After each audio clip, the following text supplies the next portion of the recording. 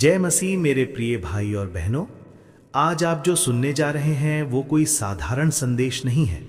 ये कोई उपदेश भर नहीं है। ये कोई ज्ञान की बात नहीं है। ये कोई इंसानी सोच नहीं है। आज परमेश्वर स्वयं अपने वचन के द्वारा आपसे बात करना चाहता है। हो सकता है आप ये संदेश शांति से बैठे सुन रहे हो सकता है काम करते हुए सुन रहे हो सकता है थके हुए मन से सुन रहे हो, या शायद किसी चिंता, किसी बोझ, किसी सवाल के साथ सुन रहे हो। लेकिन एक बात निश्चित है, अगर आज ये वचन आपके कानों तक पहुंचा है तो ये संयोग नहीं है, ये किसी इंसान की योजना नहीं है, ये परमेश्वर की इच्छा है।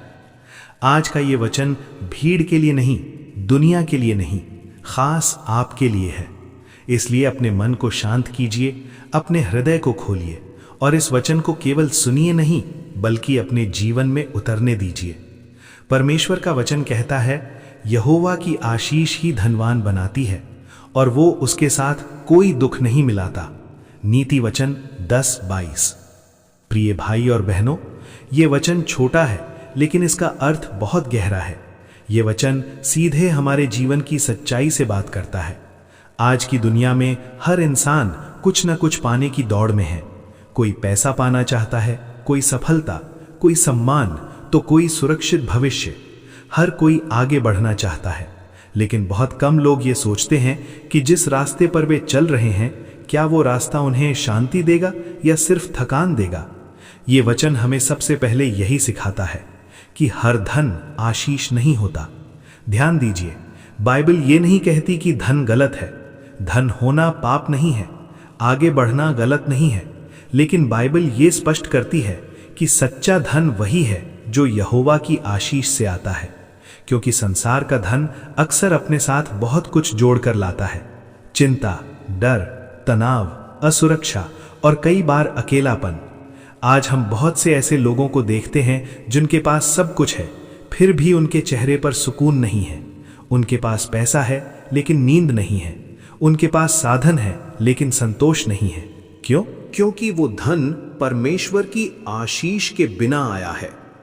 वचन कहता है, यहोवा की आशीष ही धनवान बनाती है। इसका अर्थ यह है कि जो कुछ भी हमें सच में समृद्ध करता है, जो कुछ भी हमें भीतर से भर देता है, जो कुछ भी हमें स्थिर करता है, वो परमेश्वर की ओर से आता है। हम मेहनत करते हैं, ये सही है। हम योजना बनाते हैं, ये भी सही है।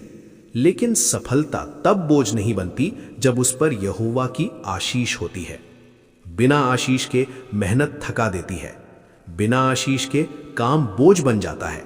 बिना आशीष के सफलता भी डर पैदा करती है। लेकिन जब यहोवा की आशीष होती है तो वही मेहनत आनंद बन जाती है, वही काम सेवा बन जाता है, वही सफलता गवाही बन जाती है।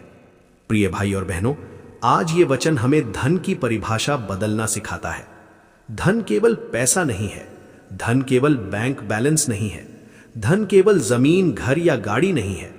सच्चा धन है मन की शांति, घर की एकता, स्वास्थ्य की रक्षा और परमेश्वर की उपस्थिति। अगर आपके पास बहुत कम है लेकिन आपका हृदय शांत है तो आप गरीब नहीं हैं। लेकिन अगर आपके पास बहुत कुछ है और फिर भी आपका मन बेचैन है तो वो समृद्धि नहीं है। यही कारण है कि वचन आगे कहता है, और वो उसके साथ कोई दुख नहीं मिलाता। प्रियजनों, ये पंक्ति बहुत शक्तिशाली है। दुनिया हमें सिखाती है कि कुछ पाने के लिए कुछ खोना ही पड़ता है, लेकिन परमेश्वर कहता है कि जब मैं देता हूं तो तुम्हें रोना नहीं पड़ता। यहोवा की आशीष आपसे आपकी शांति नहीं छीनती। यहोवा की आशीष आपके रिश्तों को नहीं तोड़ती। यहोवा की आशीष आपको अंदर से कमजोर नहीं बनाती। अगर आज आपकी कमाई आपको परमेश्वर से दूर कर रही है, अगर आपकी सफलता आपके परिवार से दूर कर रही है, तो वो आशीष नहीं है, क्योंकि यहोवा की आशीष कभी भी दुख के साथ नहीं आती। प्रिय भाई और बहनों, परमेश्वर ये नहीं चाहता कि आप जीवन भर सिर्फ दौड़ते रहें। वो ये नहीं चाहता कि आप सब कुछ पाकर भी खाली रह जाएं। वो चाहता है कि आप आगे भी बढ़ें और शांति में भी रहें। इसलिए आज ये वचन हम सबको रुक कर सोचने के लिए कहता है, हम क्या मांग रहे हैं? सिर्फ धन या यहोवा की आशीष? क्योंकि जब यहोवा की आशीष होती है तो थोड़े में भी बहुतायत होती है, और जब वो आशीष नहीं होती तो बहुतायत में भी कमी रहती है। प्रियजनों, आज इस भाग के अंत में अपने हृदय से यह प्रार्थना कीजिए कि हे प्रभु, मुझे केवल कमाई नहीं चाहिए, मुझे आपकी आशीष चाहिए। मुझे वो सफलता चाहिए जिसके साथ कोई दुख ना हो। इसी वचन की गहराई को हम अगले भाग में और भी स्पष्ट रूप से समझेंगे कि कैसे परमेश्वर की आशीष हमारे जीवन को सच में धनवान बनाती है। अब हम इस वचन की गहराई में और आगे बढ़ते हैं, क्योंकि परमेश्वर केवल हमें सिखाना नहीं चाहता, वो हमें सही दिशा में चलाना चाहता है। वचन फिर से याद दिलाता है, यहोवा की आशीष ही धनवान बनाती है और वो उसके साथ कोई दुख नहीं मिलाता। प्रियजनों, अक्सर हम ये सोचते हैं कि अगर हमारे पास थोड़ा और हो जाए, अगर हमारी परिस्थिति बदल जाए, अगर हमारी आमदनी बढ़ जाए, तो हमारा जीवन अपने आप ठीक हो जाएगा। लेकिन सच्चाई ये है कि परिस्थिति बदलने से पहले हृदय का बदलना जरूरी है, क्योंकि अगर हृदय सही नहीं है तो आशीष भी बोझ बन सकती है, और अगर हृदय परमेश्वर में स्थिर है तो थोड़ी सी आशीष भी बहुत बड़ी बन जाती है। परमेश्वर की आशीष हमें केवल देने के लिए नहीं होती, वो हमें संभालने के लिए भी होती है। जब परमेश्वर किसी को आशीष देता है तो वो उसे ऐसा मन भी देता है जो उस आशीष को सही रीति से इस्तेमाल करे। वो उसे विवेक देता है, धैर्य देता है और नम्रता देता है। इसीलिए बहुत बार हम देखते हैं दो लोगों को एक जैसी सफलता मिलती है, लेकिन एक संभल जाता है और दूसरा टूट जाता है। अंतर सफलता का नहीं, अंतर आशीष का होता है। यहोवा की आशीष आपको ऊंचा उठाती है, लेकिन आपको जमीन से नहीं काटती। वो आपको आगे बढ़ाती है, लेकिन आपको अकेला नहीं छोड़ती। प्रिय भाई और बहनों, ये भी समझना जरूरी है कि ये वचन हमें आलसी बनने की शिक्षा नहीं देता। परमेश्वर मेहनत के विरुद्ध नहीं है, लेकिन वो ये सिखाता है कि मेहनत के साथ उस पर भरोसा होना चाहिए।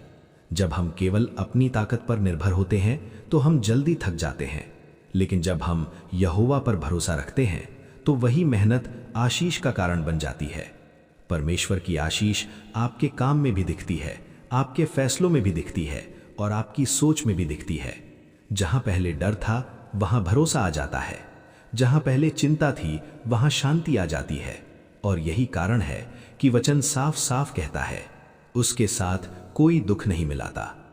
यदि आज आप अपने जीवन को देखें और पाएं कि आप जो कर रहे हैं वो आपको अंदर से खा रहा है, तो ये वचन आपको रुकने और सोचने के लिए कहता है। परमेश्वर कभी भी आपको ऐसी सफलता नहीं देता जिसकी कीमत आपकी आत्मा हो। वो कभी भी आपसे ये नहीं कहता कि सब कुछ खोकर आगे बढ़ो। वो कहता है, मेरे साथ चलो, मेरी इच्छा में चलो, क्योंकि जहां परमेश्वर की इच्छा होती है वहां उसकी सुरक्षा भी होती है, और जहां उसकी सुरक्षा होती है वहां सच्ची शांति होती है। प्रियजनों, आज ये भाग हमें ये सिखाता है कि हमें अपनी प्रार्थनाओं का स्तर बदलना है। सिर्फ ये मत कहिए कि प्रभु मुझे दे, बल्कि ये कहिए, प्रभु मुझे वही दे जो तेरी आशीष के साथ आए, क्योंकि आशीष के साथ मिला हुआ थोड़ा बिना आशीष के मिले बहुत से कहीं अधिक कीमती होता है। जब हम इस सच्चाई को समझ लेते हैं तब जीवन की दौड़ दबाव नहीं रहती, बल्कि यात्रा बन जाती है, और यही यात्रा हमें उस स्थिति तक ले जाती है जहां हम कह सकें, मैं धनवान हूं क्योंकि यहोवा मेरे साथ है। अगले भाग में हम देखेंगे कि कैसे हम अपने जीवन को इस आशीष के मार्ग पर स्थिर रख सकते हैं और कैसे ये वचन हमारी रोजमर्रा की जिंदगी में व्यवहारिक रूप से पूरा होता है। अगर आपको इसका दूसरा पार्ट चाहिए तो कमेंट करें। प्रभु यीशु मसीह के मधुर नाम में आमीन।